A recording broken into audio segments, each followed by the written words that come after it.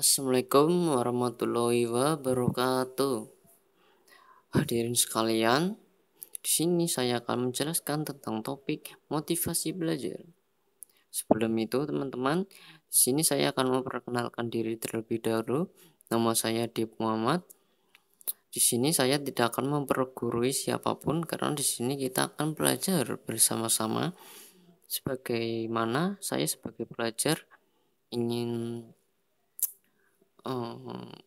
mencerahkan saya sendiri juga. Maka dari itu, kita langsung saja masuk ke topik yang ingin saya sampaikan. Sebentar, saya akan share screen terlebih dahulu. Ya, langsung saja ke topik teman-teman, yaitu motivasi belajar, teman-teman. Apa sih yang dimaksud motivasi belajar? Motivasi belajar merupakan suatu keadaan yang terjadi pada diri seseorang individu di mana ada suatu dorongan untuk melakukan sesuatu guna mencapai tujuan. Yang dimaksud di sini, motivasi belajar itu sendiri merupakan dorongan untuk mencapai tujuan itu sendiri, teman-teman. Yang terdiri menjadi 3 komponen utama dalam motivasi ini, yaitu kebutuhan, dorongan, dan tujuan. Lalu, apa sih yang dimaksud kebutuhan, teman-teman? Yang dimaksud dengan kebutuhan di sini yaitu kebutuhan jasmani dan rohani, di mana motivasi belajar ini akan menjadikan kita belajar dengan giat. Dengan belajar dan giat, kita bisa menjadikan diri kita menjadi lebih baik. Dengan menjadikan kita menjadi lebih baik, kita bisa mendapatkan apa yang kita inginkan. Lalu kedua, dorongan. Dorongan motivasi belajar ini berguna untuk mendorong sesuatu individu untuk guna mencapai tujuan itu sendiri, teman-teman. Di mana dorongan ini bisa bersifat secara eksternal, teman-teman. Ya, mungkin seperti itu yang bisa saya jelaskan. Lalu tujuan mungkin kita rangkum saja ke dalam 1 dan 2 poin ini. Kebutuhan dan dorongan merupakan suatu tujuan di mana seorang individu ini akan mencapai apa yang ia inginkan, dan begitu itulah tujuannya ya, teman-teman. Lalu kita lanjut, yaitu jenis motivasi dibedakan menjadi 2 jenis, yaitu 1. Motivasi primer didasarkan pada motif-motif dasar dari segi biologis atau jasmani manusia atau insting, di mana motivasi primer ini yang tadi saya sampaikan merupakan kebutuhan suatu individu atau biologis, teman-teman, yaitu jasmani dan rohani itu sendiri, di mana manusia itu diciptakan untuk saling berkompetitif dalam kehidupan ini, teman-teman, yang bersifat positif juga dalam berkompetitifnya ya, teman-teman. Lalu kedua adalah motivasi sekunder, di mana motivasi ini dipelajari dan dipengaruhi oleh faktor biologis dan sosial, di mana yang saya sebutkan tadi yaitu dorongan motivasi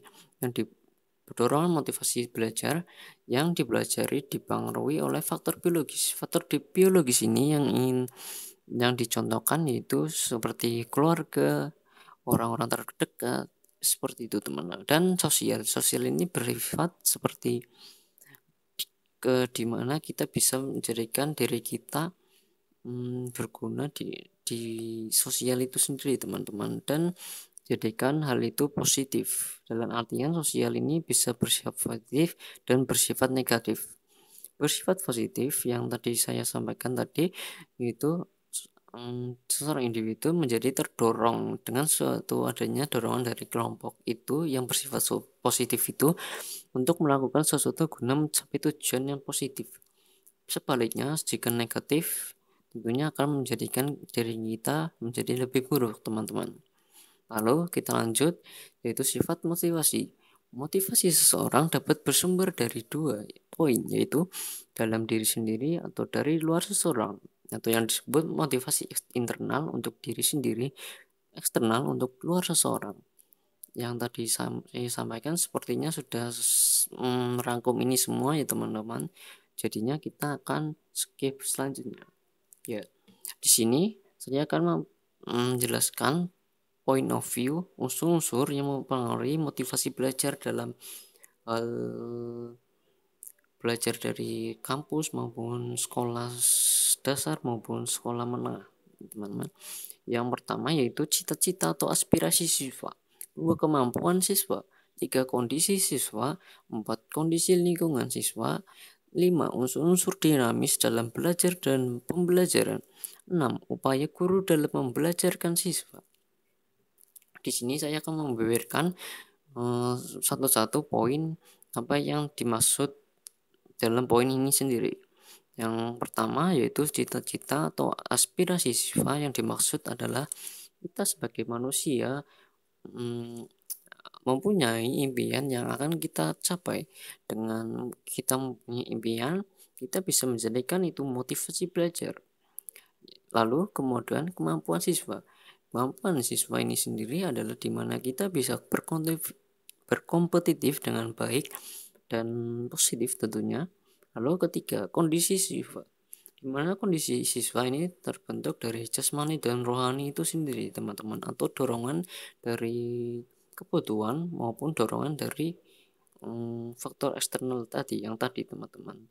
Lalu 4, lingkungan siswa yang tadi saya sampaikan ini termasuk dalam motivasi sekunder yang dipengaruhi oleh faktor biologis dan sosial. Sosial ini termasuk dalam kondisi lingkungan siswa itu sendiri, teman-teman. Lalu selanjutnya unsur-unsur dinamis dalam belajar dan pembelajaran, di mana kita dalam belajar bisa menjadikan unsur-unsur dinamis ini jadi lebih baik. Lalu selanjutnya upaya guru dalam pembelajaran siswa. Sebenarnya ini adalah hal-hal yang bersifat abu-abu ya teman-teman, karena upaya guru dalam pembelajaran siswa itu tentunya menjadikan kita lebih baik gitu. Tapi selain itu tergantung kita sendiri bagaimana kita menjadikan upaya guru itu menjadi berguna ya teman-teman. Jadi upaya guru dalam membelajarkan siswa ini termasuk dalam hal yang bersifat individual kepada diri kita sendiri, di mana kita bisa menjadikan upaya itu menjadi berguna di masa depan.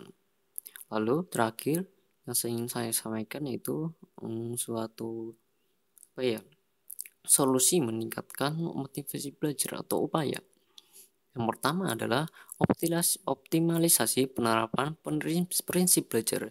Yang dimaksud optimalisasi yaitu kita bisa menjadi optimal dalam penerapan prinsip belajar ini, di mana kita membentuk suatu penerapan yang bersifat berguna untuk kita sendiri, dan begitu kita merancang dan penerapan itu menjadi optimal, teman-teman, di mana dengan optimal ini akan menjadikan kita akan menjadi lebih baik. Lalu kedua, optimalisasi unsur dinamis belajar dan pembelajaran yang tadi saya sampaikan.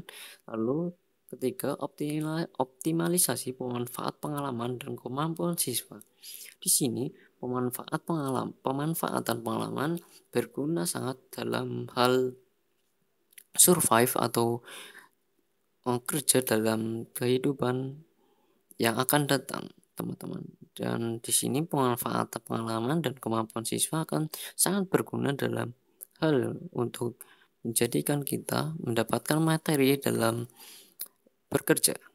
Lalu terakhir, pengembangan cita-cita dan aspirasi belajar, di mana pengembangan ini tidak akan berakhir sampai kita mati maupun masih hidup itu, teman-teman, karena cita-cita dan aspirasi belajar ini akan terus menerus mendesak kita apapun itu bentuknya, teman-teman.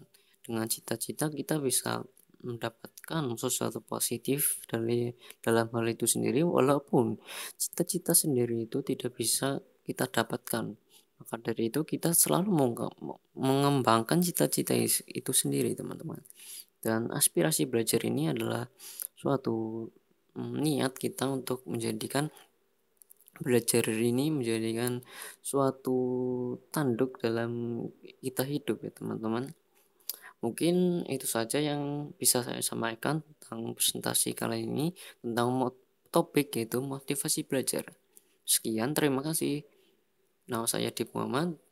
Assalamualaikum warahmatullahi wabarakatuh.